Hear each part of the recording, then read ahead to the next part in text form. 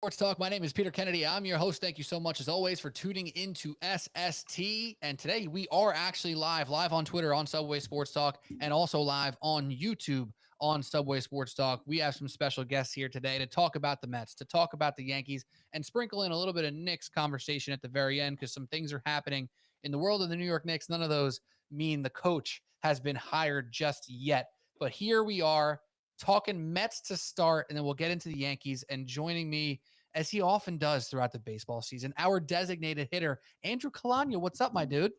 How's it going? Ready to get to talk some big trades, my man. The biggest trade of all being New York Rangers sent Keandre Miller to the Carolina Hurricanes. Let me get Oh, your my God. thoughts. The Carolina Panthers, he's switching sports. There you Very go. great. Did, That's how big it is. That's how big it is. did you hear that there's going to be a Devils podcast started on the Subway Sports Talk feed? How do you feel Is about there? that? Oh, oh, oh God!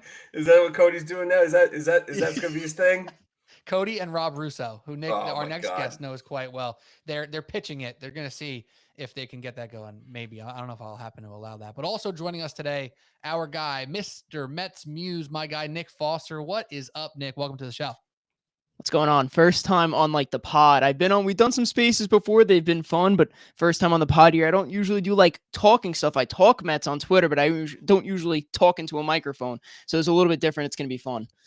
Yeah, man, I can't wait. I wish we had some more exciting things to talk about, other than both of the teams in New York just being horrible. I had a text earlier about the Mets and Yankees and New York baseball. It's like New York baseball in June felt like New York football in October, hopeless. And that's just how we've been feeling for the past, you know, couple weeks now. If you look at the Mets specifically, they did actually have a good start to June, but those final few weeks were just absolutely abysmal. Somehow they were still only 3 games under 500 in the totality for June. And now the Yankees obviously started in July and not exactly on the right foot, getting their doors blown off by Toronto on this Tuesday. So again, we're live on Subway Sports Talk. Don't forget to subscribe to the podcast app or on YouTube, wherever you're watching. And if you see this on Twitter, give us a follow as well, and give my guy, Mr. MetsMuse, a follow. But let's be real.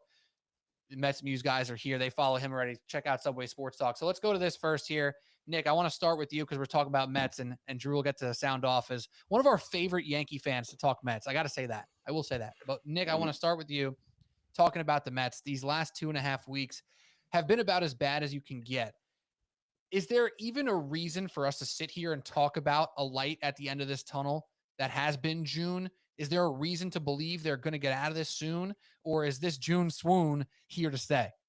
Well, you have to remember, you talked about their June record, right? Just at the start here, they started the month before June 12th. They were red hot before that big losing streak. They were on a 6 game win streak, and then it was kind of like a tale of two halves for them in June. A really hot first half and a really cold second half. The big problem with them is they have a lot of real problems. It's not really problems that's like, oh, they're in a slump and they can get out. The real problems are the bottom of the order doesn't produce, and their pitching staff has been pushed extremely thin. And that bullpen that was really good for the first, couple weeks, months, kind of for the season, is now really starting to show problems. Reed Garrett regression.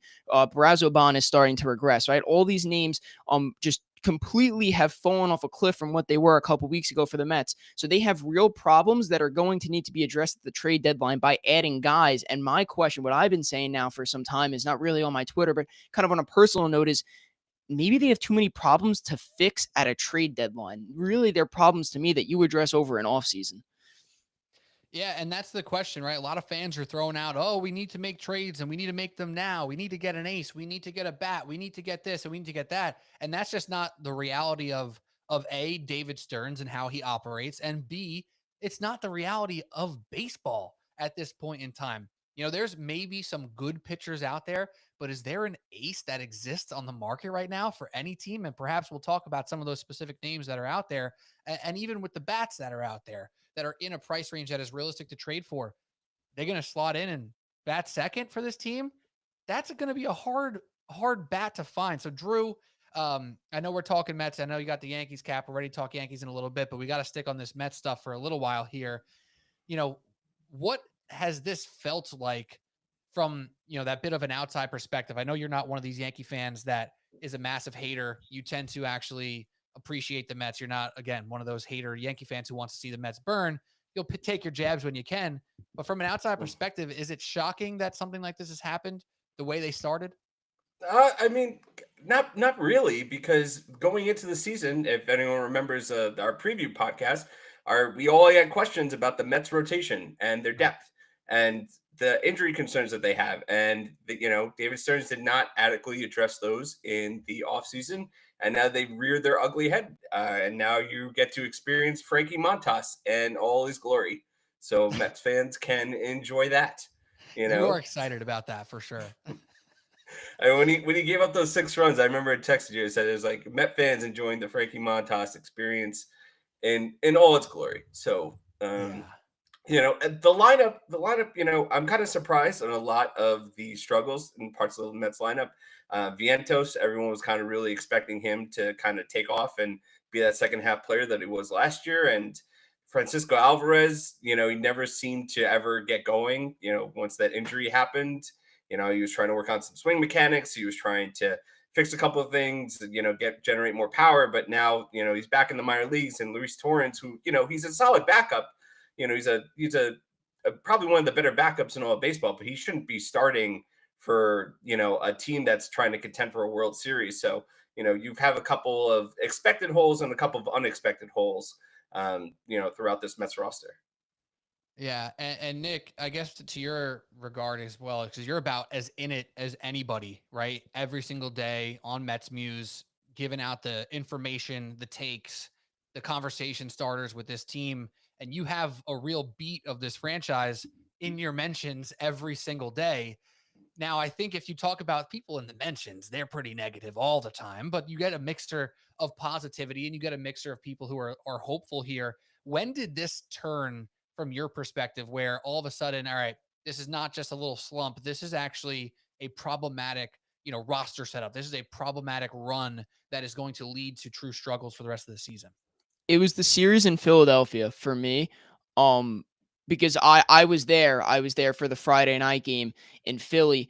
And for me, when it kind of set in the moment for me personally, because I've grown in my life. I've been a negative fan. I was pretty negative a lot of last year, and I'm trying to kind of grow out of that now because I realize it's not a good way to be. And so for a lot of the beginning of it, especially the race, he was like, it's whatever. Like we'll grow out of this. And then it was in the Philadelphia series. I was at the game. And I was standing behind the bullpen in Philly. That was my first time ever being in a ballpark other than Citi Field. And I was watching like all the guys warm up. I was watching Reed Garrett warm up. And it's when Reed Garrett imploded in that game that I was like, uh-oh. We're in trouble. And I really left that game thinking this team is in some deep trouble right now, because you had a guy like Reed Garrett, who for the first, 2 months of the season was looking like one of the best relievers in all of baseball. And even he was starting to fall apart now. It's like, oh, great. Like, look at last year, what happened to a guy like Reed Garrett, who got off to a really good start, wasn't pitching well. And all of a sudden he kind of hit the IL. And it's like, that's what happened. That's what's starting to happen to this pitching staff and this team. Multiple guys who were off the great starts falling apart. And to both of your points, a staff that really wasn't that good, kind of overperformed for the first couple weeks, gave you some hope, now isn't. And I sat there and I was like, all right, well, they need like a bunch of arms. And are they really going to be able to get enough arms to get them through the rest of the season? Yeah, and if you look at both sides of the ball here too, there's plenty of things that are kind of looking at or reasons as to why these struggles are so real. On top of the arms getting injured and that coming back to earth a little bit, like they're just not hitting the ball out of the park like they were. If you take out, well, what do they have? 7 solo home runs in that one win in Philly? Was it Yeah, six? yeah. 6 solo home runs. If you take out that one game, 3, 4, 5, 6. They have only hit outside of Juan Soto 5 home runs in the last 15 days. So that's the last 13 games or something like that. They've hit 5 home runs outside of Juan Soto. And this is a team that was putting the ball over the fence. This was a team that was in the upper portion of the league in home runs. So you combine the pitching injuries and the bats just not getting the job done together. And that's why you have this, right? And I was on TikTok, I was on this podcast over and over again saying, listen, the pitching staff's going to struggle right now. Kodai Senga's out. Tyler McGill's out. Now Griffin Canning's out. Like the offense, who was supposed to be the strength of this team, needs to win some of these games. And that just has not been happening. Drew, is this offense hopeless seems like so definitive and strong of a take to say, but does this offense actually have reason to believe that they can start winning games for themselves here, or is there like a real fundamental flaw with this lineup? No, the listen, you still have Lindor, Soto, Alonso, Nimmo, McNeil, who are all having great years. That's 5 out of your 9 players, starters are having above average to like Jeff McNeil out of nowhere just had, Yeah. resurrected, I wouldn't say resurrected his career because he's been a batting title, but like, this is the McNeil of a bunch of years ago coming in. So, again, you didn't really expect what you're getting out of Vientos, and Beatty had a couple of good weeks, but hasn't really kind of lived up to the hype. But you still have that really strong foundation of a lineup of healthy young guys that should be able to pull you through. And I mean, Lindor's having a good year. I feel like he's not having a great year though. I mean, only a He's been bad 118. for weeks now. He's been Yeah, bad. Yeah. only a 118 WRC plus. I feel like that's pretty, it's still above average, but I feel like that's still pretty low for him. And that's your leadoff guy trying to set the table for, Soto and Alonso. So they have the pieces to continue to, be an above average offense. It's just, if they can even just get a little bit from, the bottom of the order, I feel like they'll be able to turn it around. Not even above average production, just get like at league average production from the bottom of the order, and they should be good to go.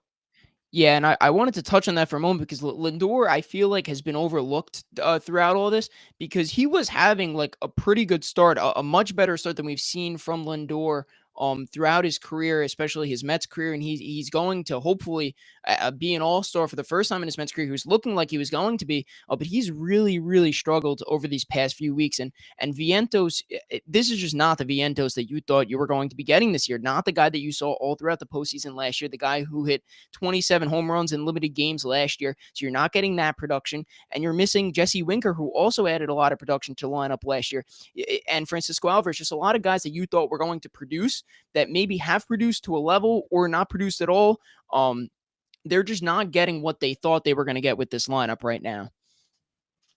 Now, on that front of those specific guys that you just mentioned there, and shout out to everybody on Twitter right now. We got over 100 people in and out of here already. Right now, it says over 100. So shout out to everybody watching right now. Drop a comment in the chat on your Mets take on what you think they need to do to get back on track here. And we'll definitely have some good engagement if you guys keep that chat alive.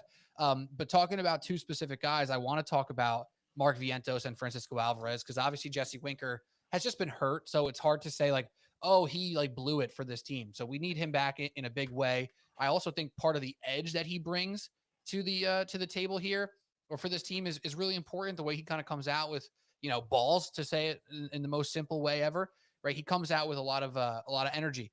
But on Alvarez and Vientos and their struggles, where do you sit, Drew, on the idea of just rolling them out into the lineup as much as possible? Obviously, Alvarez is down right now, so he's not even there. But do you agree with the idea of like just play them until they figure it out? Do you like Alvarez getting sent down? Do you think Vientos needs to be, moved in and out of the lineup or et cetera? What's your take on how to get those guys going? Well, I think with Alvarez, I think there was no other choice. I mean, he Yeah. wasn't. He was so bad that like at a certain point, like you're doing more harm than good by throwing him out there, and I kind of feel the same way with Vientos. But what's the alternative? You're going to throw in Mauricio out there, Mm-hmm. and again, who's just as inexperienced as almost as Vientos is. So it's kind of we've flaunted the depth that they had position wise, and they've kind of tested all of that so far in June. But I'm perfectly fine with Alvarez trying to get his swing back together, and I'm actually more confident in him to be able to come back up and contribute and kind of be the player who we thought he was going to be. Because he looked really good in spring training. Those swing mechanics were coming together, and then once he got hurt, I feel like it all kind of just went backwards for him. So I feel like you give him some time to reset, to kind of get his mind right, to come back up. And you're not obviously not going to insert him into like the middle of the order. If you put him back down to 6, 7, 8, I feel like he'll be able to thrive once he comes back up. To me, Alvarez and Vientos are very similar guys because they're both guys that have proven that it's there. It's in there, right? Vientos we saw in 2024 and Alvarez we saw it in 2023.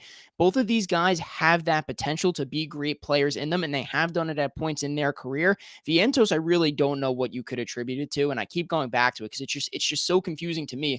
A guy that I thought was a bona fide, star hitter in the making, a star slugger in the making, has just completely fallen off from the production. But Alvarez, again, I talked about Reed Garrett's injury last year. How about Alvarez? He got hurt last year, too, in a very early point in the season. I think it was around May. It was right during that Dodgers series where they started 0-5, and then they started to kind of pick it up, and then it really all fell apart kind of once he left. And what we were saying all of that year was, well, the Mets are just better when Alvarez is around. I feel like there's something we said for the first couple of years. It was like there was just something about him being there, even if he wasn't producing offensively, that he was helping.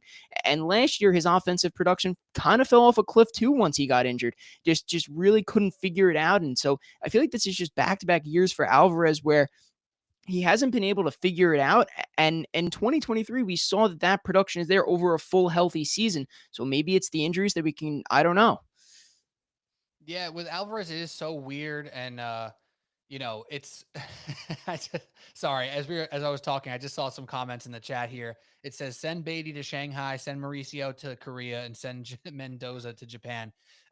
So our guy D on YouTube, he's telling us how he feels about some of these guys. No thoughts on Alvarez or Vientos in that take there, but I get the gist on that front. Even though Beatty's been a little bit better over the past week or so. The Alvarez thing is so interesting to me because I was pro moving him down to AAA because I felt like for him it was so important to find confidence again. And what was it? His second game down there at AAA, he hits a home run. All right, good. There we go. Like we've seen this with Beatty, we've seen this with Vientos. These guys are young enough, especially Alvarez. What's he, 23 years old?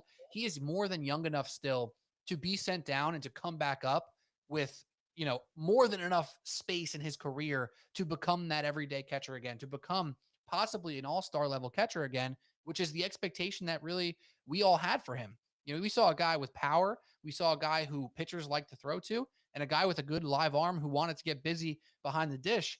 And in recent times, it's more so loss at the plate, no aggression at the plate, or maybe too much aggression at the plate, frankly, and then lost behind the dish. And you have to have one of those things. I know Drew and I have been talking about this for years.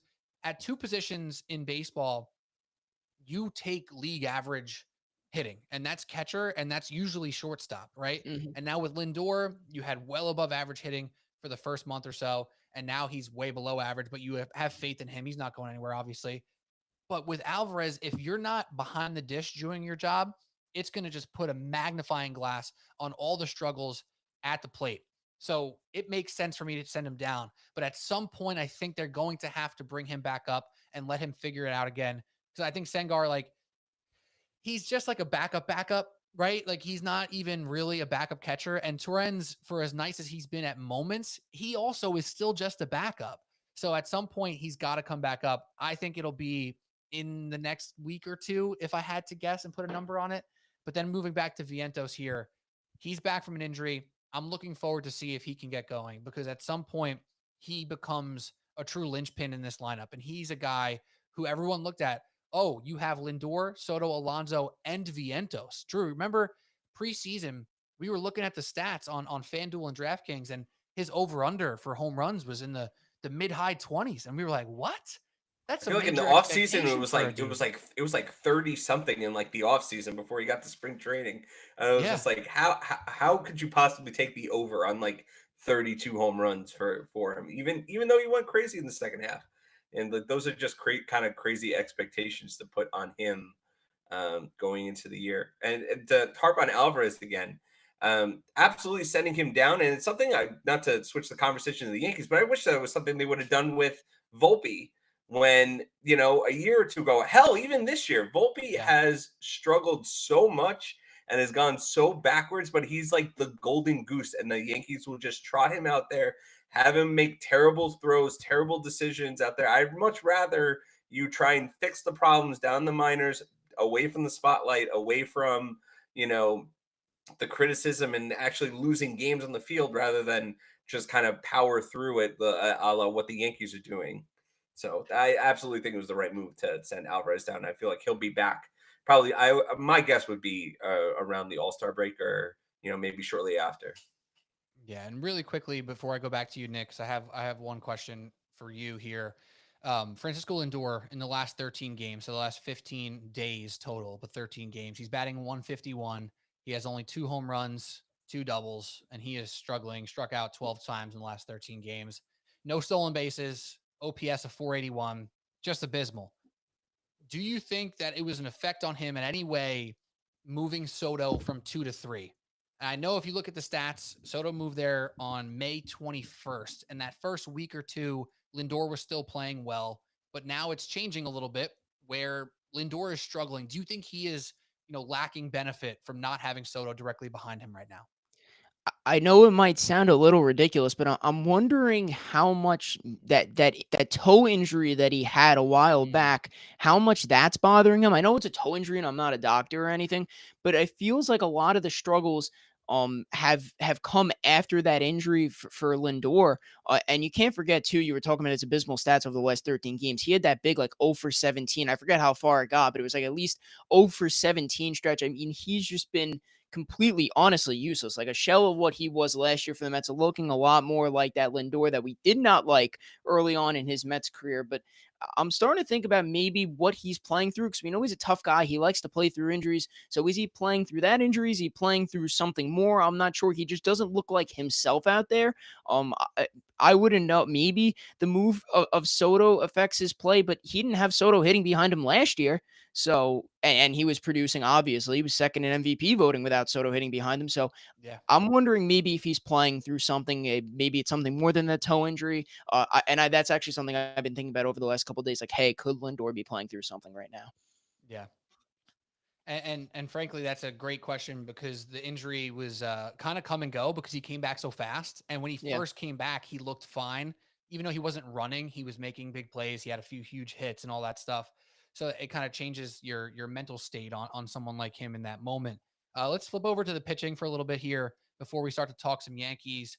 Senga got some decent news about him possibly being ahead of schedule, which is a good thing. Sean Manaea got a minor setback. It doesn't seem to be too massive of a situation just yet. But this, and also Deadnell Nunez has been good. Buto's been good since he's been back. So this Hmm. pitching staff feels a little bit between a rock and a hard place, but it almost feels as if they're kind of keeping it together just enough. Drew, talking about this team and this division, do you think making a move is an absolute necessity for this pitching staff? Like, do they need to add a new starter to this rotation, or can they afford to wait for Senga and McGill to come back? Obviously, Canning's not coming back, and Manaea is. But do you think it's absolutely necessary for them to add an arm before this deadline?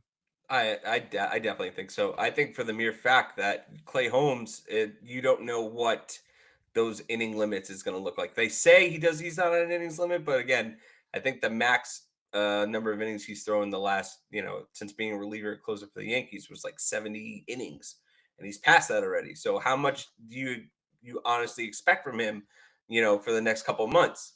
How much more are you going to add to the arm? So, you have the question there. So let's say even in the perfect world, everyone gets healthy. You still have spots where I feel like another starter doesn't, I mean, I'm not sure what kind of aces are available, but I feel like you try to get a middle rotation kind of guy. I feel like that'll be a huge bolster to their rotation on top of, Senga coming back and Manaea coming back.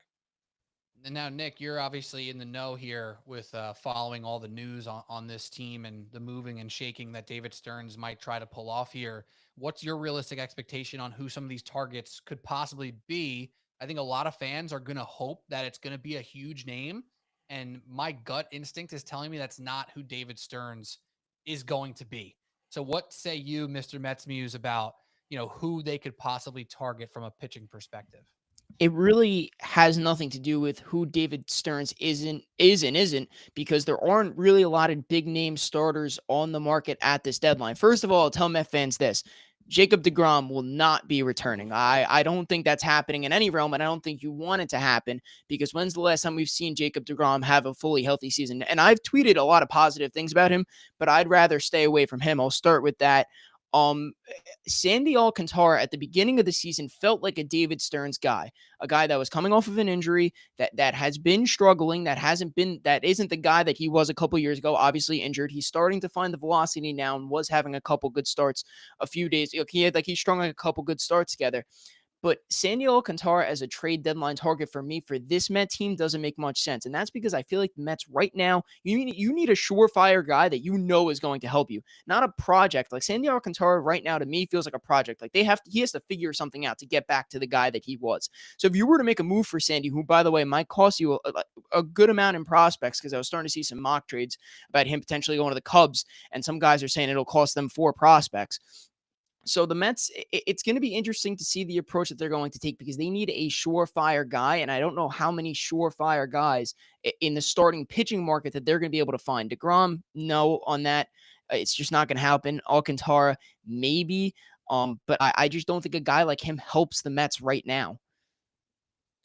So Alcantara, and that's so interesting to me, because if he could possibly, be a little bit cheaper than you expect, it's somebody who I would love to give it a go, because he also feels like this dude who could be a major change of scenery guy, right? Like But you're now down it's in not the Miami, time. you're not playing for anything, you're off the injury, you're pitching kind of crappy, I, frankly. I feel like What do you think, every Drew? contender though is thinking that also. It's True. not just the Mets. I feel like he's been connected to the Yankees. He's been connected to the Cubs. He's been connected to he's been connected to the Dodgers.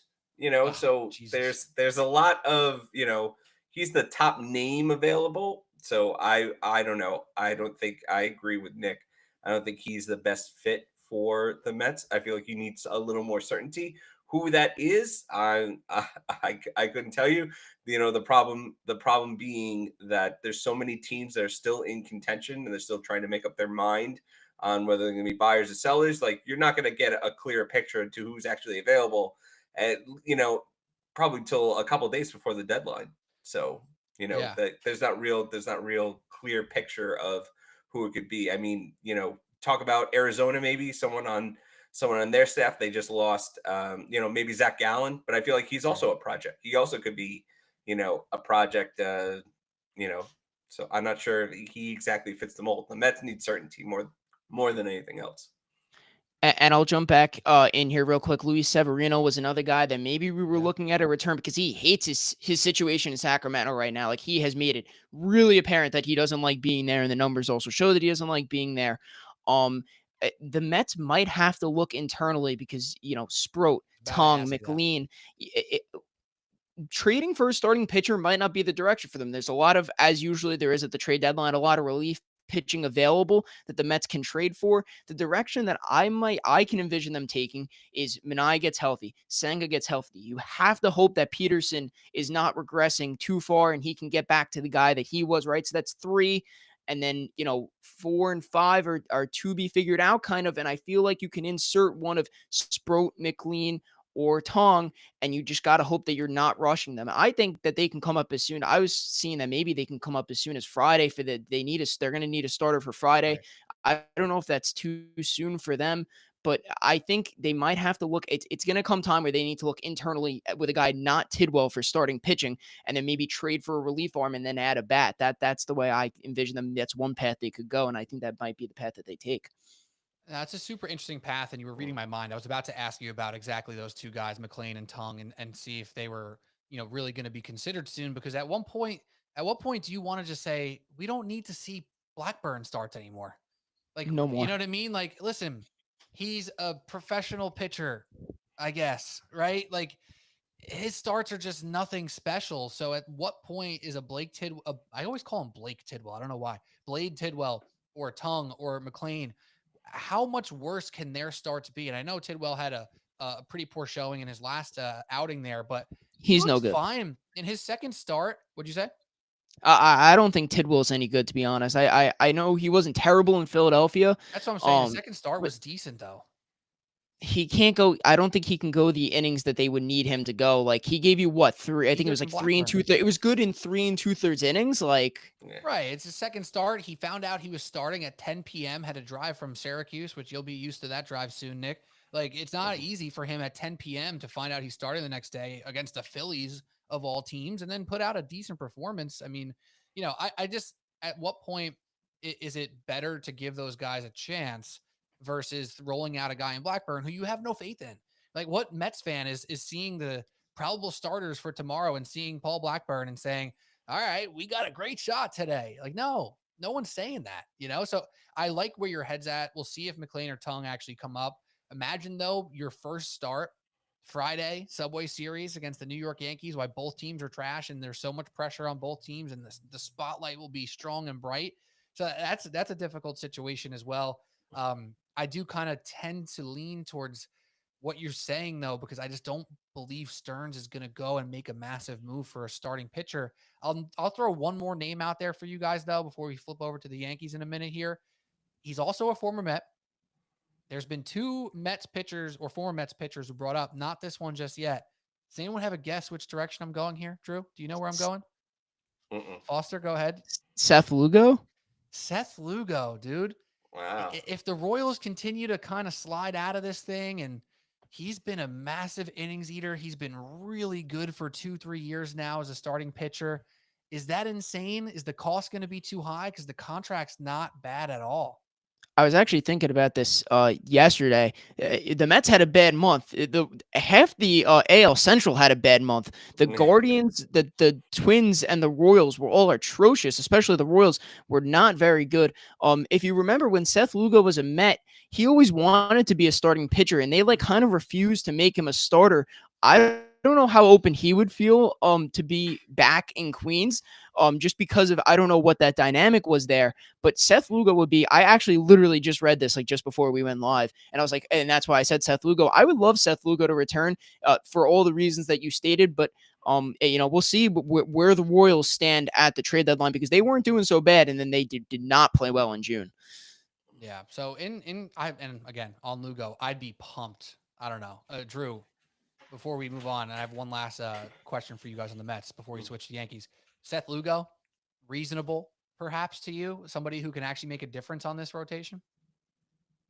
Yeah, I think so. His strikeout numbers aren't there, but he induces a lot of soft contact. Probably tops in the league in a lot of those categories. So again, you're looking for dependability. That's definitely one avenue to go do it. But you know, if the Mets would make a move on the position player side, where would it go? Where would you are you talking center field or are you talking a new third baseman? What do you think there? It's so tough because at the end of the day, they kind of suck at DH. So to me, I almost don't care who they get as a bat because you'll find a place to play them. Like most people who are out there can play outfield or third base, frankly. So yes to those positions specifically, but you have a hole at DH. The Mets as a whole have been hitting under 230 as designated hitters this year. That's pathetic, dude. That's supposed to be a hitting. It's literally not supposed to be. It is a hitting position. They don't do anything else. And the Mets have just been terrible in that spot the entire year. And I know Marte has had okay stretches of batting average, but he's not driving the ball a ton. Winker again being out is a problem. Not that his numbers are incredible, but he's just solid. So to me, you go for the best bat you can find that won't be pissed if they're not playing their position. I don't know if that's too simple of an answer, but that's kind of how I'm feeling. Nick, what about you? I feel like they need any bat that they can get. Obviously, Right. some names that have come up, Jaron Duran, Cedric Mullins, basically outfielders, right? They're kind of looking for another outfielder right now. I was playing around yesterday on the off day about the idea of Byron Buxton. I mean, he seems like a perfect fit for the Mets because of those great runners and runners and scoring position numbers that he has. He ranks sixth in the league with batting average with runners and scoring position. But that's not happening for them. I don't think that they're not moving him. I don't think the Twins are going to look to move him. I heard some rumors that they were looking at Nolan Arenado. That would not really help any of their needs. They need probably the best bat that they can get at the trade deadline and kind of plug them in anywhere that they can to try and boost the back of that lineup. So I'm kind of on towards the same notion of you of just get whoever you can as a bat right now. Yeah, because of McNeil's flexibility in the field and Beatty being able to play third or second, like in Vientos, you can probably slide into the DH if you need to, like if he's not going to play third. I feel like if they can play an outfield position, preferably center or third, great. But if they can hit, then they're the DH because the Mets DH has been bad this year, frankly. So I agree. Cedric Mullins is more reasonable from a price perspective, and Jarren Duran is like, if you're doing that, that's a big move. Like Duran's like an awesome player. He's not like a super All-star duper star. all-star caliber player though. All-Star MVP. Exactly. So you're not just like throwing away a couple random pieces for Duran like that. The Red Sox are not doing that. So that to me is like a big move. That's like an off-season move. Frankly, that's not going to happen in the middle of the season, if you ask me. I mean, they Go traded ahead. Rafael Devers, so I mean, what else are they gonna do? That's a good point. That's a good point. Too bad we couldn't get Devers. Goddamn. that would have been awesome. It would have been because my man mashes and people all pissed about it up in Boston. I'm sure you Yankee fans out there are like, thank God we don't got to see that guy anymore. Garrett Cole somewhere did like a happy dance when he heard that trade come off. Like now I have to face that guy. Like I have to face him like twice a year now instead of 14 times a year. It's amazing. I love when teams, especially Boston, like shoots themselves in the foot. All right, we'll do a little Subway Series prediction after we talk Yankees, which is coming up now. But real quickly, when do the Mets turn the page? If they turn the page at all, do they turn the page, and if so, when? I don't know, because you can easily say new month, new Mets, right? We've been trying to do this for some time now. All right, new series, new homestand, new road, new this, new Mets, and it hasn't happened yet. And I feel like almost as miraculously this cold streak, this June swoon started, that's how they're going to get out of it. One day it's just going to happen when you kind of least expect it. And then that doesn't happen. It's not going to happen at all. I don't think there's going to be a moment because if you remember, I mean, I guess you can attribute it to the Senga injury, but really there was not one moment where it was like, all right, the June swoon has begun. Right? It kind of just one day, like all of a sudden, it just started snowballing. And I feel like if they're going to get out of it one day randomly, you're just going to wake up and the winds are just going to start snowballing again. If that doesn't happen, then I don't know. Allow me to add some stakes to the Subway Series. I feel like whatever team comes out of this the Subway Series this weekend, the winner, I feel like that's going to propel them to to success in the second half of the season.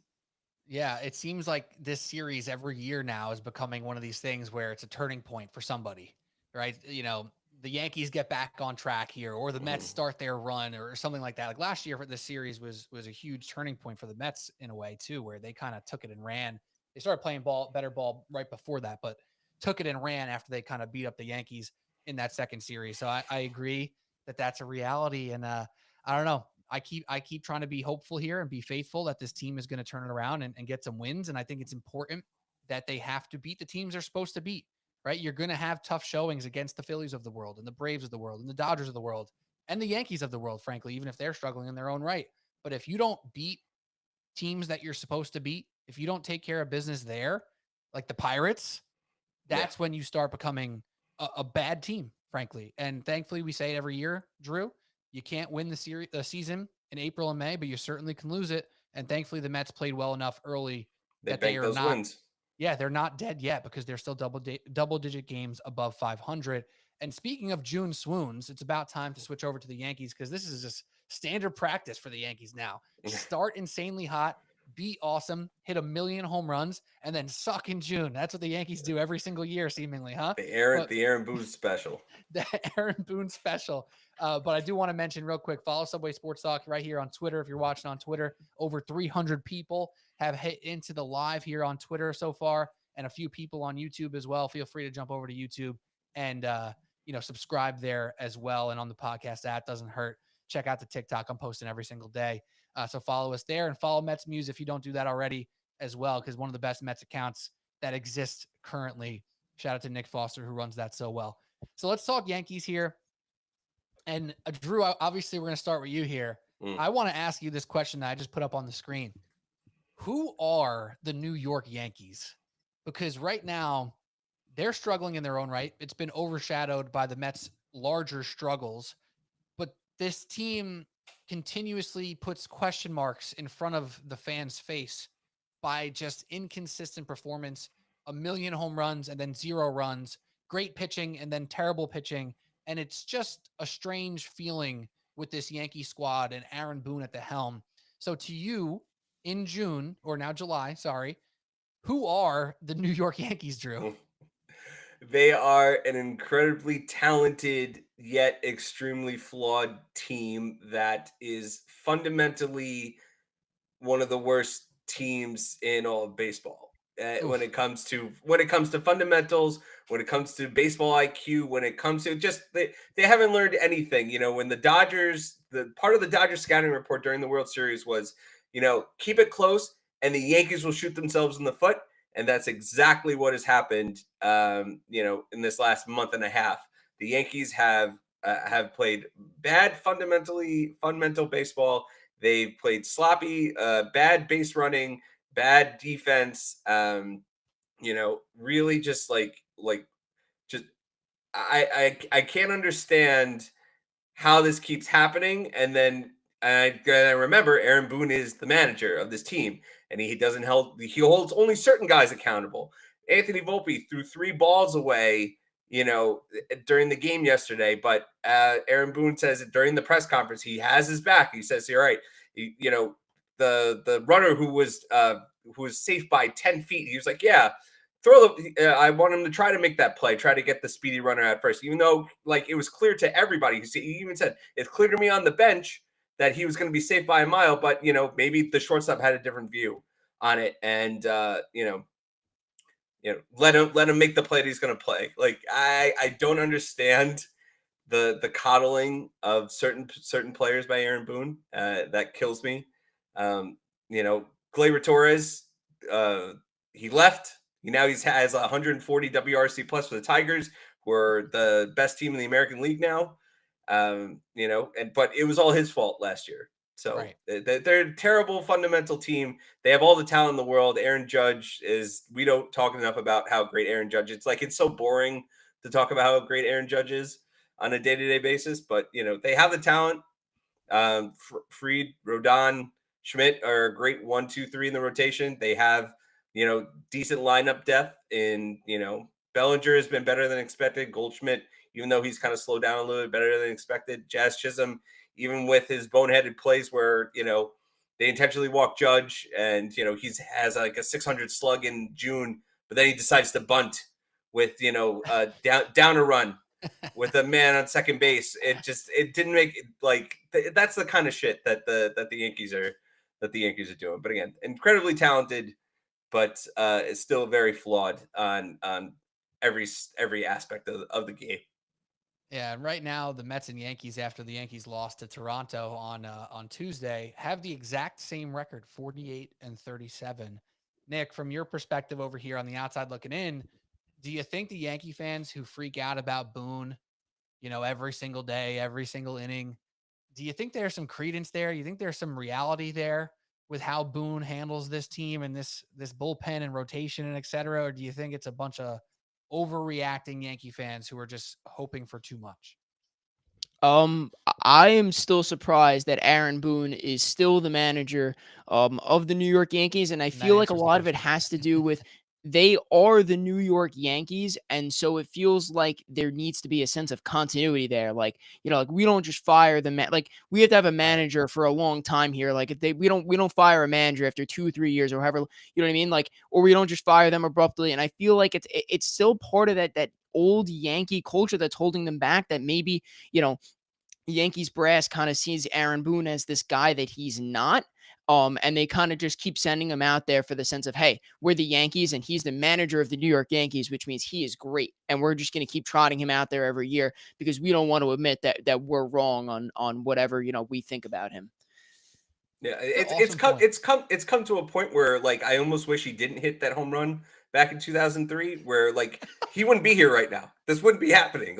I'll take it all back. We lost that World Series anyway. I remember it briefly. That was the happiest I've ever been for a Yankees team that didn't win the World Series. But I might even take that home run back at this point, just so to avoid this terrible future, this the Terminator. We have to kill John Connor in order for the resistance. I don't know. I haven't seen Terminator in a while. If you can go back in time, would you kill baby Hitler? That's the question on everyone's mind right now. Yeah. But no, and I mean, Yankee fans around the age of Nick over here too are like, yeah, please take that home run back. I wasn't even alive for that. What are we talking about here? Why does this guy have like this stranglehold over the Yankees organization? Why is he being treated as if he has a ring? Right? Like it's almost at this point, Aaron Boone is being treated like a World Series champion as a manager. And I don't even know if Joe Girardi got that type of credence towards the end there. I mean, granted, what was he? Nope. He was there, what, 6 years since after the, or 7 years after he won the ring in 2009? He left in 2017 was his last year, so he was there for 8 years. 8 years after. So perhaps that's the ticket there. So now Aaron Boone has hit 8 years, or he's going to hit 8 years next year. Yeah. At some point, this clock's got to run out of time here, man. And like there's just the only thing I could think of, frankly, is that Aaron Boone is at least enough of a person who can speak his mind, but Cashman and the front office can still pull the strings, right? Like, is it as simple as he is the perfect puppet to the front office making all the decisions? Because I know one thing that drives Yankee fans out of control with anger is when Jason Dominguez has a career day, but he has to have his scheduled off day tomorrow. Volpe's been in a rut for 2 years and he has his best day in months. He has to have his scheduled off day tomorrow. It drives people nuts. But Aaron Boone will sit up there and say, yeah, this was this was scheduled for weeks now. And I know that he coughs and makes mouth noises as much as that because I work at WFAN and I have to cut up those clips sometimes. He sits there and talks for 3 minutes about one thing and he'll just say it. He'll go, yep, this was scheduled. We had to do it. This is what we do. It drives Yankee fans up a wall, frankly. And I don't know if that's changing anytime soon. And then the worst part about it is that, like, I mean, it's a good problem to have, but like you have a terrible person that's making decisions. Like the Yankees have too many good players at certain positions where Boone has to be the one that that plays the matchups and plays the numbers and try to figure out like the best continuity. Because like someone out of Rice, Grisham, Bellinger, Stanton, Dominguez, two of those guys are sitting every single night. And he has to be the one to figure out which two guys he sits on the bench. And like, I don't know, even when he does have that bench, when they were down 1 run yesterday and Goldschmidt had the opportunity to go pinch hit, and like he's got, he's not the power hitter that he was. He's not the MVP, caliber player that he was a couple of years ago, but he could still hit a home run. And he didn't pinch hit JC Escara for him for reasons. I have no idea.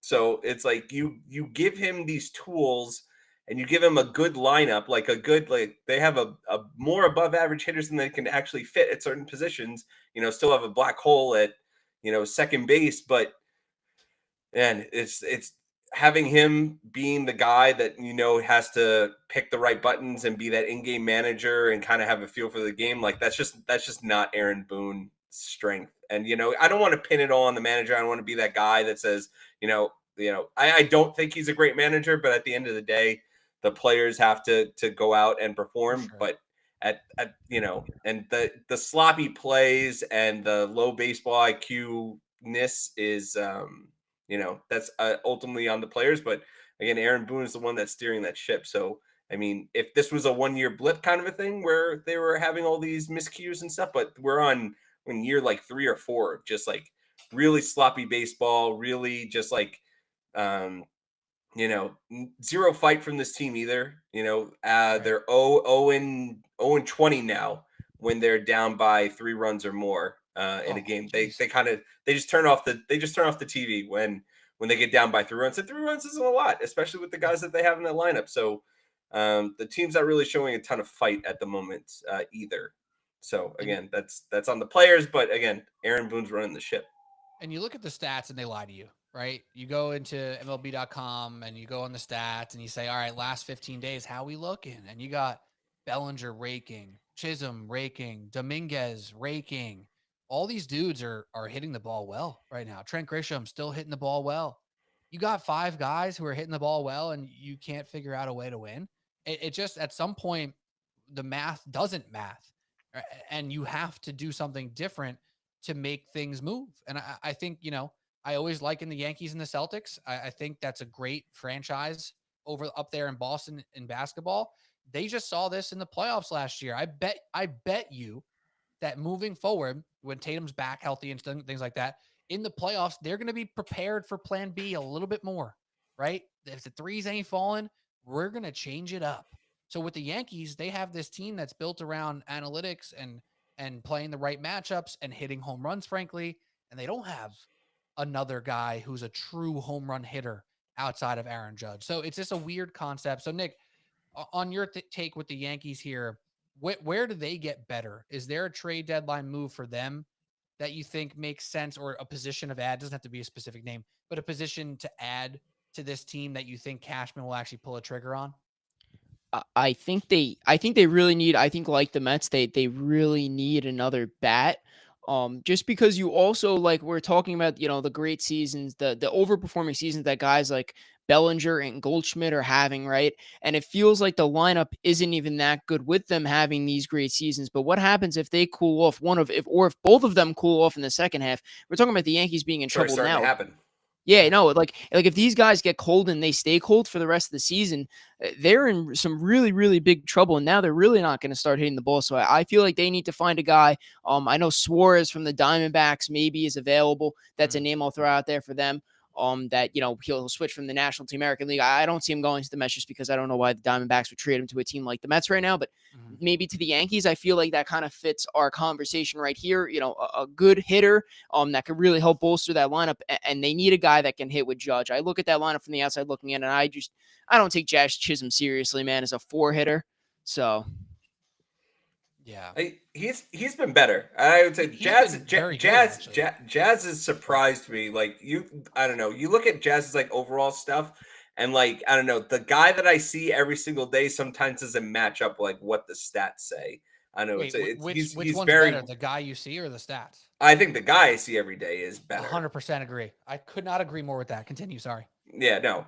So I like Suarez too. I think he's definitely the bat that they need, but I feel like the Yankees, especially, I feel like they really need to get Jazz back to second base, and they need someone that can play a good third base. And Suarez is not a very good defensive third baseman, so I mean he'd probably be my top target. But I feel like maybe Ryan McMahon from the Rockies would be a good, because he's a stud at third base, He can, and then he can pick it. and then you put a lefty bat at Yankee Stadium, and good things will happen there. But I feel like the Yankees have been hoping for McMahon for for a 2 while years now. now. But I've like been saying this.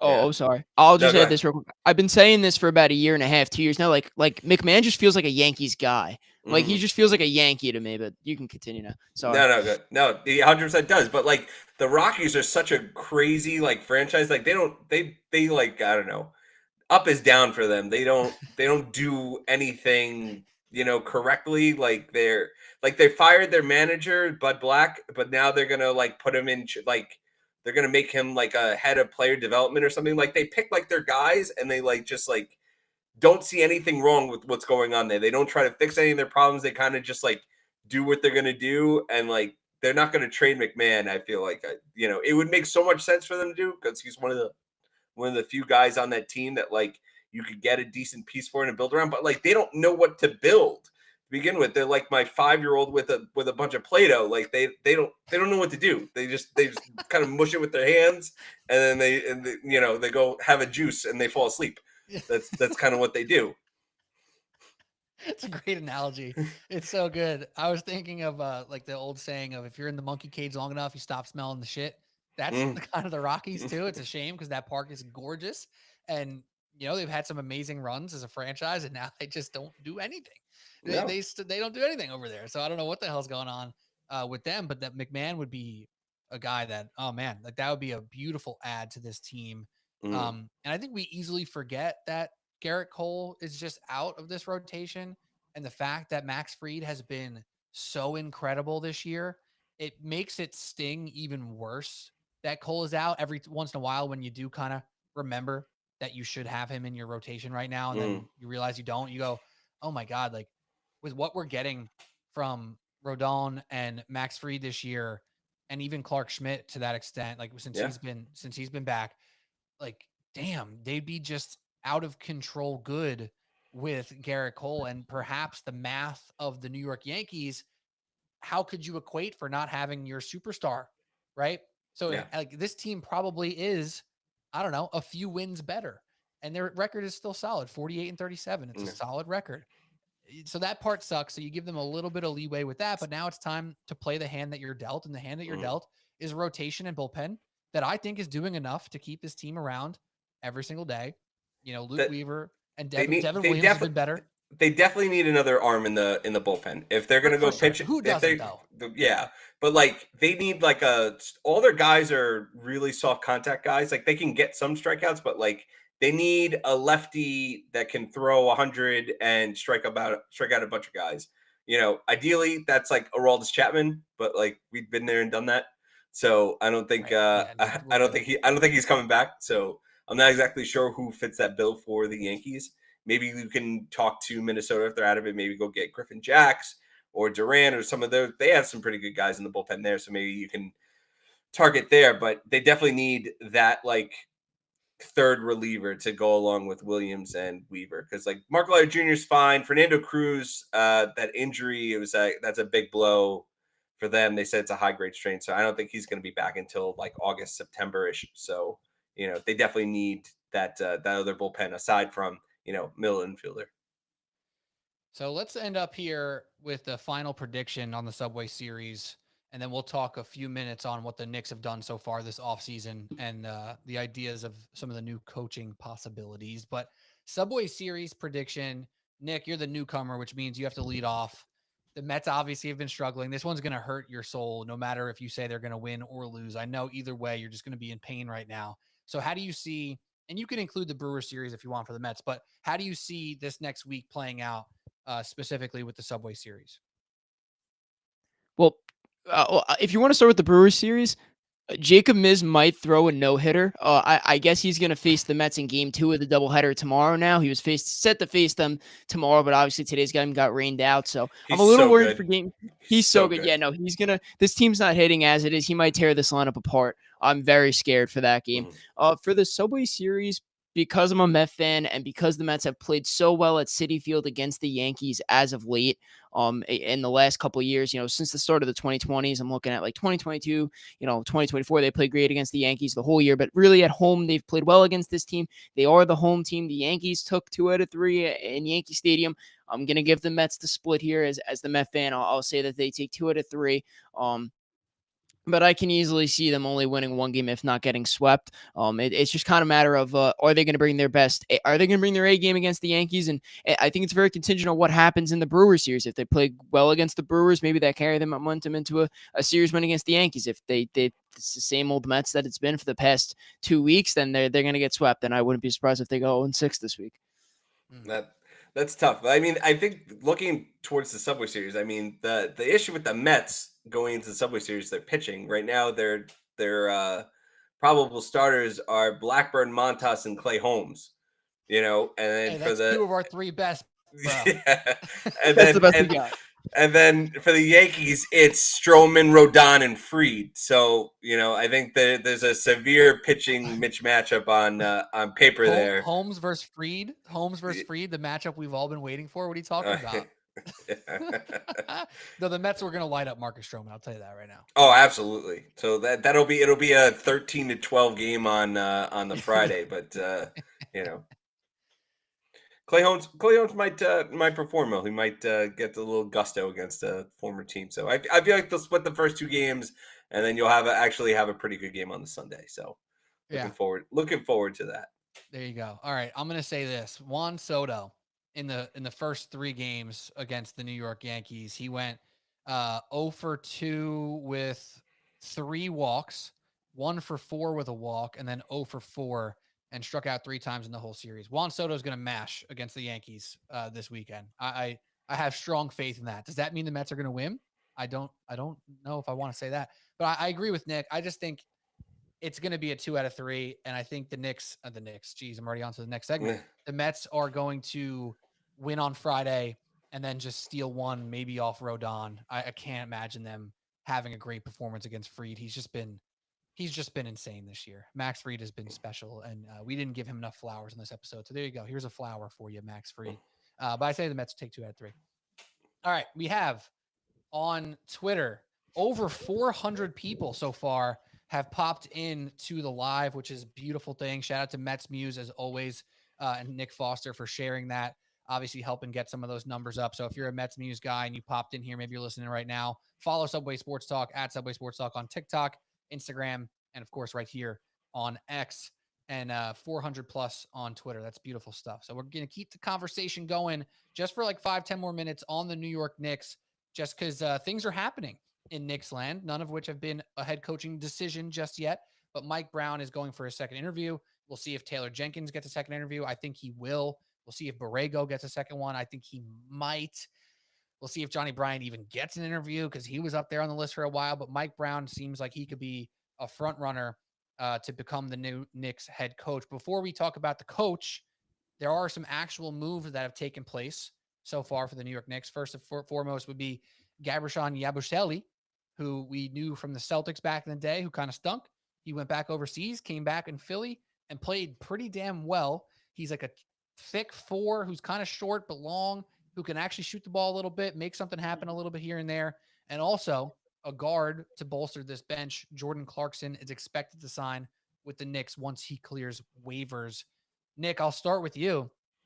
The Knicks offseason from a player perspective, anything to write home about for you just yet? Anything to get excited about? Really excited about both of the free agent signing pickups. First of all, Knick fans negative about Clark. It's weird. It's weird because a lot of people are negative, and then there's a lot of people that are positive about him. And I'm on the positive end because I think it's been over the last couple of years. I forget the stretch, but for a good amount of time now, he's led at the NBA in bench scoring. I think I saw that stat today. And he's also a former 6th man of the year. The Knicks, what they're getting in Clarkson is a bona fide bench scorer, a guy that can dribble, a guy that can score, and he can make something happen when Brunson's out of the game. And that's what the Knicks needed. That's what they lacked a lot of last year. And that's what they've lacked for some time. When Brunson comes out, the offense doesn't feel as good. They kind of lack that facilitating, playmaking scorer, right? That loose offense that Brunson kind of provides. They lose that when he's out of the game, and Clarkson's going to help bring that to the Knicks. And then Yabusele is a phenomenal pickup, another really, really good depth pickup. My roommate, shout out my roommate, who's a Sixers fan, texted me as soon as the move happened. He goes, Knicks got a great guy. Both pickups are really great. They add depth to a Knicks team that really needed it, and I'm feeling a lot. But from a player perspective, not from a coaching perspective just yet, I'm feeling really good about where the roster stands right now, considering we've really had no money to spend. I don't like the second apron. I don't like the CBA. This is why we have no money, and it just makes things really weird. But they're doing a good job from a player standpoint. I couldn't agree more on the Jordan Clarkson stuff. I am absolutely on the positive side of Jordan Clarkson. He missed some time last year. The Utah Jazz, who knows what they were even trying to accomplish over there in Utah last year. They were probably trying to lose. They end up with Ace Bailey now. We'll see how that goes. But Jordan Clarkson, I think people are pointing to the shooting, right? He's a guy who takes 6 threes-ish a game, career 34%, but 36% last year. He can clearly let the threes fly and make some, and he could make difficult ones. But I want to highlight another part of this guy's game that has gotten better and better and almost never spoken about. This guy can get in the lane, and he could also play make, right? And that's exactly what the Knicks missed last year. Not just a guy who can shoot off the bench, because Miles McBride can shoot, but can Miles McBride create for others? Can he get to the freezer line? Can he get to the inside and make a shot? Jordan Clarkson can do that very well. He's taken 4 free throws per game over the last 3 seasons, and he shoots 80%, 83% from the free throw line for his career. He's a double-digit point per game guy if he gets enough minutes. And frankly, all these second options for the Knicks who aren't Karl-Anthony Towns, none of those guys are getting to the line, man. Even when Mikal Bridges is hot, he's not getting to the line. He's not putting pressure on the defense in that way, and Clarkson absolutely will. I could see Clarkson supplementing next to Brunson, playing off the ball. The catch and shoot numbers were pretty decent last year when he played, but he could obviously create for himself. I wanted the Knicks to trade for Clarkson the past 2 years at the deadline because I liked what he does so much, and he actually won 6th man of the year in 2021. So he really has been a great bench piece for a long time now. And a guy that kind of gets this weird rap of being a chucker, a guy who doesn't play team basketball. It's just not the truth. He's averaged over the last 3 years, 4.5 assists, 5 assists, 4 assists, again, on a team that is trash. Now he's on a team with spacing. Him and Katz pick and rolls can be a beautiful thing, and him getting in the lane can be a beautiful thing. I like Yabusele a decent bit as well. And now the 7, 8, 9 guys on this rotation should play every game and do something that makes sense to win basketball games, which makes me excited. Drew, you have any thoughts on the Knicks offseason so far? It just not much on the player side, but the coaching side. I know when I feel like with a competent organization, when you feel like you need to make a coaching change, and you said, okay, Tom Thibodeau is not our guy. If you're going to make that decision, you should have someone else in mind before you start this process. And I feel like the Knicks are just at this point now where they didn't have a plan. It's very apparent that they did not have a plan going into this. They said, we'll figure it out as we go. And I feel like that's something that the Knicks did 10 years ago. That's not something that I feel like the Knicks who have been more competent, who have been smarter, just in every aspect of, building the roster, and on a team building level too. Just like, I feel like this is such a Knicks 10 years ago move that they didn't have a coach in mind after they fired Tibbs. So it's really disappointing, to me. If I may, Drew, if I may, I disagree with you. Go ahead. I disagree with you because a lot of people have gone with that take that you just said. I think it's understandable and reasonable to say those things. But let me just remind you that the New York Knicks, pretty much right after they fired Tom Thibodeau, were the only team, because the Phoenix Suns hired their new coach very quickly. They were the only team looking for a new coach. So what was the rush? What was the reason that they had to have someone right away? Leon Rose clearly has a plan when it comes to personnel. Leon Rose has earned the Knicks fans' trust when it comes to personnel. He has put together a top-tier roster that is once again expected to be a top team in the Eastern Conference come this regular season and, frankly, into the playoffs, especially with the Celtics and Pacers injuries. So why not trust him with the coach? He brought in Tom Thibodeau. He wasn't competing with any other team to hire a coach. And frankly, he probably doesn't need a coach to come in and say, I think you need to go and trade up for this guy. I think you need to sign this guy. I coached this guy way back when, and me and him are buddies. We get dinner together. Like, why does he need that? He doesn't need that. So you get the moves done. You're not competing against anybody. Every coach who's on the market is going to stay on the market. So what's the rush? I don't know if I agree with the idea that the Knicks didn't have a plan. I think they're perfectly fine without rushing to hire a new coach. But I mean, you're acquiring new players, right? And are Mhm. they going to fit whatever Mhm. coach's system? Is that, and that's my question is, like, who is this coach that's going to be similar to Tibbs, but where the new players can also fit into whatever system that this coach is going to bring in? But like, I feel like you're putting the cart before the horse in that sense. You know what I'm saying? Pete, I would agree with you. If Tom Thibodeau wasn't legitimately like arguably a top 5 coach that the Knicks have ever had. I mean, what Yep. great Knick coaches have they ever had outside of Tom Thibodeau? When you fire a guy who I think has, if I'm not wrong, the 3rd most wins in your franchise history, you'd be better damn sure that you're going to be able to find a guy that's a better coach than him. And it feels like these interviews that the Knicks are doing now is like their backup plan, and their plan A was, all right, let's go get Kidd or one of these other guys and let's request. And they were denied by everyone. Like, all right, now we're denied. What do we do? Well, now we have to see who else is out there. And so this kind of just feels like a secondary plan to them, that they had their guys and they were denied their guys. And so now they're kind of just left in limbo. Again, if you had a guy in place, if you had a guy that you knew, that you can tell me you knew for sure was better than Thibodeau, then fine. But I don't know if any of these guys really can be better coaches than Thibodeau. And if they go with Brown, I think that getting Clarkson and Yabusele do fit his system just because he is an offensive-minded coach. And the Knicks seem to be wanting, based on their personnel from last season and the way they played, which also, by the way, didn't necessarily fit Tom Thibodeau. They seem to be moving in a more offensive direction, which I don't like, by the way, because I think the Knicks are that they've always been. It's always been about the defense. It's always been about the grit, and now they're kind of moving in the direction of let's just go throw up as many shots and try to score as much as we can. It's a different type of feel for the Knicks, but I feel like part of the firing of Thibodeau and who they're looking at the coaching and who they're bringing in just kind of continues to scream to me that they're looking to go in more of an offensive-minded direction to be one of the best offensive teams in the league and play a lot less defense than we've seen the Knicks play. I hear what you're saying, but I just don't agree because first of all, I don't think you have to be better than Tom Thibodeau. You have to be different from Tom Thibodeau. It's a distinction. If you're different, you probably end up being better. But like, pound for pound, is Tibbs going to be a better coach than Mike Brown? Yes, I would agree with that. But for this team in this moment, after 5 years of being run into the ground by Tom Thibodeau, Mike Brown, by just being different, might end up being better.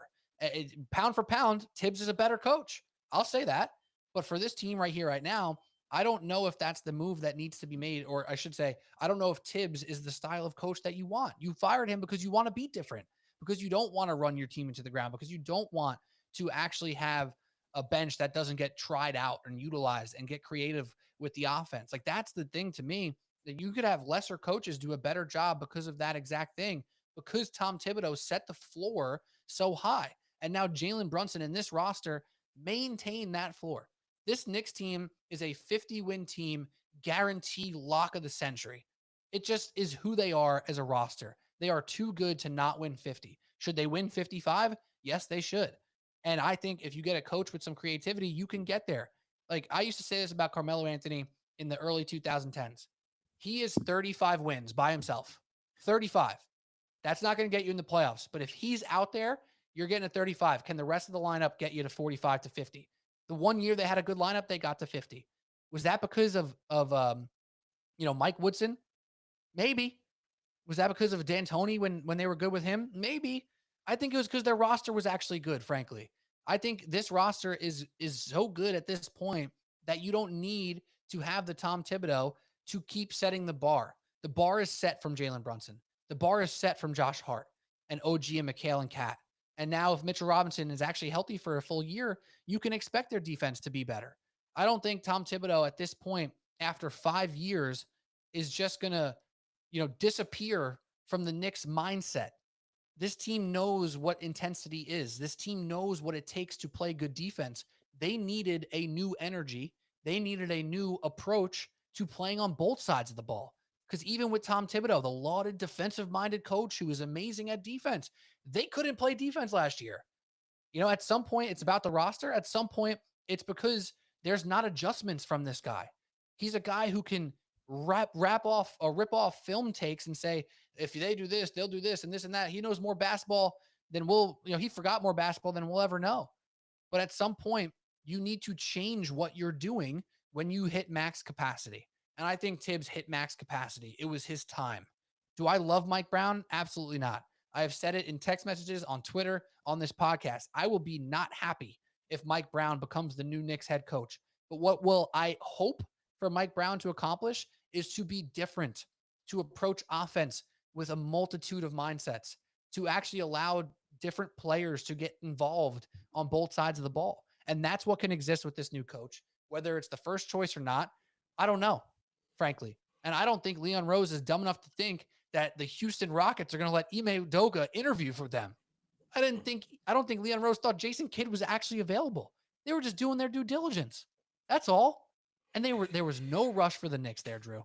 I don't disagree with the take of that that Tibbs ran the course, and I feel like the maybe the one good thing with Mike Brown is that, like, if he doesn't work out in like a year or two, that you're not gonna feel like you're beholden to him, and that you can let him go, and maybe that your real candidate for head coach does show up by then. So like, he's a decent bridge guy to get you where you want to go. So I don't think it's all bad, but and I feel like just as like a fan perspective, that like you would have liked to see them like know who they want before they make the choice to say, even if it was the correct choice that Tibbs kind of ran his course, that you kind of want to know, all right, we had someone in mind, but but it just didn't work out that way. And maybe there's a mystery name that we don't know about who didn't become available. Frankly, there was a guy who they had in mind and just isn't available. I don't know who it is. Go ahead, Nick. The one thing I'll say maybe negative about that, I always talked positive about Thibs. I wasn't happy when they fired him because I do think that he's a great coach, and he kind of like Julius Randle, were just like Julius Randle it was them too. They built this, right? They put New York back on the map. It was those two. Obviously, we traded Julius Randle last offseason, which was a move that had to be done. But Thibodeau really was the guy that brought back that New York culture and made this team a contender again. And it almost seems kind of wrong to me for the guy that got us here to now disappear when they're this close. But the one thing I will say about him is we were Knicks fans were told this back in 2020 and the early days of his coaching, and this is what we kind of felt. He was always the stepping stone. He's always the guy that's able to get the teams close, but never get the teams there. And I think this is actually something I said very early on when he was the coach. I was, when I was a younger basketball fan, I was like, he's the guy to get the team ready, and then you need a new coach to kind of put them over the top to win the championship. And that could be what's going on here. As much as I love him, he's kind of the guy that brought the culture and brought the mindset to the players and got them to where they need to be. But Tom Thibodeau might just not be an NBA Finals winning head coach. And on that front, I'll just add this because I said this on a pod a week or so ago. I don't think Tom Thibodeau can't win an NBA championship. I just think he's in the ilk like Mike Malone and Frank Vogel and Mike Budenholzer, who are all very good coaches, very good. But they all won their championships with absolute superstars. Mike Malone, good coach. How did he win? Nikola Jokic. Mike Budenholzer, good coach. Giannis Antetokounmpo. Frank Vogel, good coach. LeBron and Anthony Davis. Tom Thibodeau, good coach. Jalen Brunson. We love Jalen Brunson. He doesn't tie the shoes of Jokic and Giannis and LeBron and AD. And that's just reality. So to win with a roster like this, you need to look for the Eric Spoelstras. You need to look for the Rick Carlisles they just don't grow on trees. Ty Lue, I think, is a coach like that who is willing to push buttons, willing to make changes, willing to be creative. It's not always going to work, but you have to do it. And frankly, if Tom Thibodeau ever had a player like Giannis or Jokic, he could win. But with this roster is not that. So this roster calls for creativity. It calls for saying, yo, JB, I love when you do XYZ, but I need you to do ABC. And maybe Mike Brown could be one of those partners with Brunson who can steer him in a direction instead of saying, this works, do it, which is Tom Thibodeau's MO. And I don't love Mike Brown. I prefer Taylor Jenkins. I think he's a better coach. I actually prefer James Borrego. Honestly, I think he's a great offensive coach. Defensively, he was in Charlotte with LaMelo Ball at 20 years old and Miles Bridges at 23 and half a season of Gordon Hayward, and they made it to the playoffs. So I like Borrego. So I think that there's realistic chance for this new coach to come in with some real juice and set this team on a good track. So that's where I stand. And that's where I got. Any last words on the Knicks stuff before we say goodbye? Real quick. I just want to LeBron the Knick No, at all. on, You know, no, you guys aren't even no entertaining shot. it. Not at all. Shot. Nope. Not at all. All right. Though I will not, honestly, I'll say this, Nick. I'm glad you brought it up. If it somehow came out that video of him at the sushi place that came out, you know what I'm talking about? Mm-hmm. Drew, did you see it? There's a video that some other, restaurant customer, I guess, took, and LeBron was sitting at a table near him, and you could hear LeBron like, yeah, man, I'd like to take a look at New York. Shoot. So he was kind of like shooting the shit with his buddies. I think he was there with Kevin Love and their respective wives. And he was like, they were in New York at a restaurant, and he was talking about taking a look at New York, and Knicks fans obviously ran with it. That's not realistic, but I would not be shocked if somehow, some way that video was a plant, right?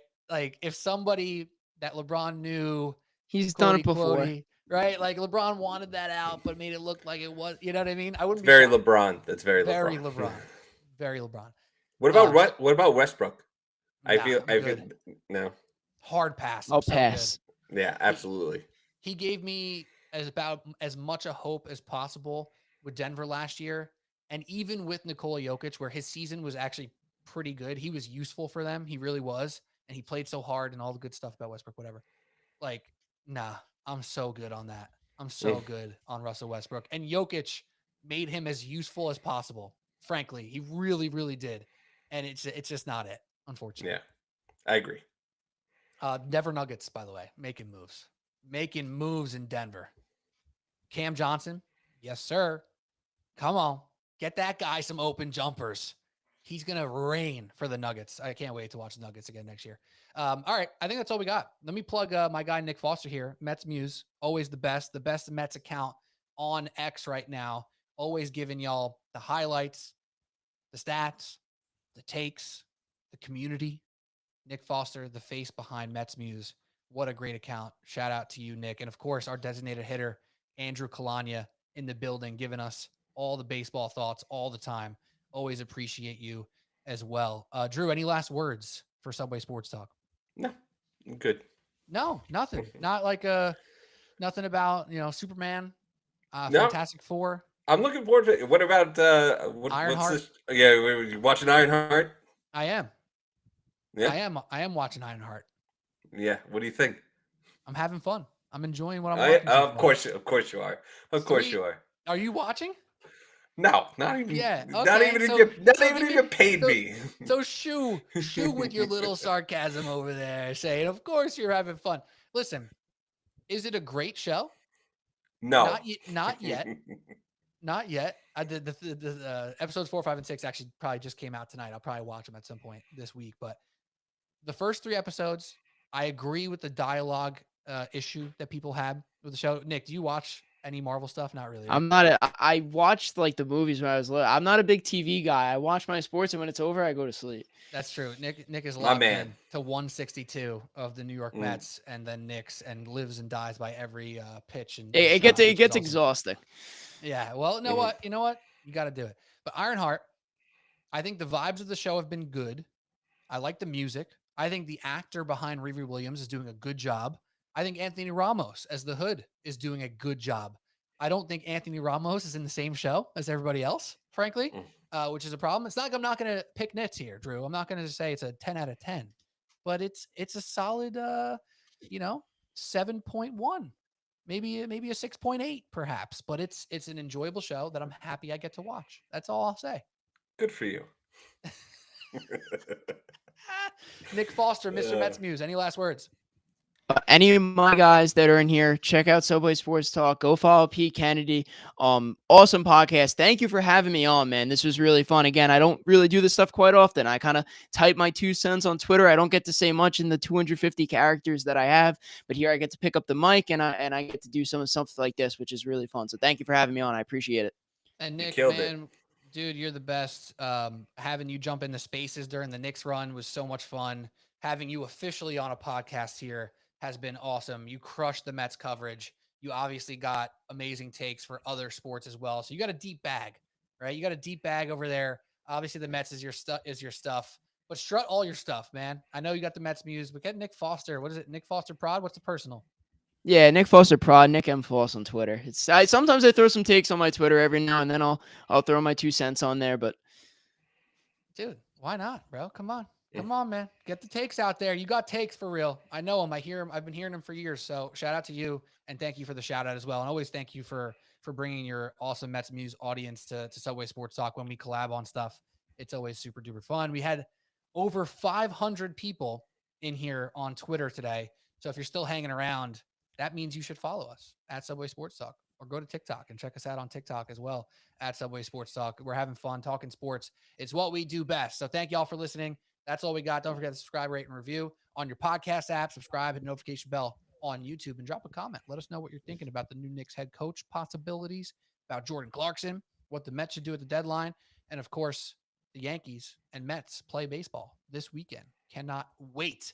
4th of July. Have a happy and safe one to all of you out there. And that's all we got. We'll talk to you soon. Cheers. See ya.